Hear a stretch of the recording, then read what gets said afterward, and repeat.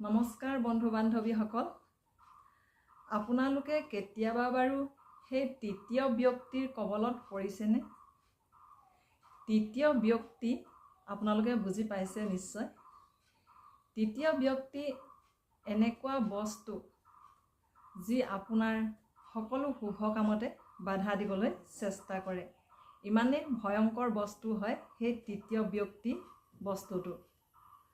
আপোনাৰ এটা সম্বন্ধ শেষ কৰি দিব পাৰে তৃতীয় ব্যক্তিয়ে, আপোনাৰ এখন সংসাৰ শেষ কৰি দিব পাৰে সেই তৃতীয় ব্যক্তিয়ে, আপোনাৰ এটা শুভ কামত বাধা দিব পাৰে সেই তৃতীয় ব্যক্তিয়ে।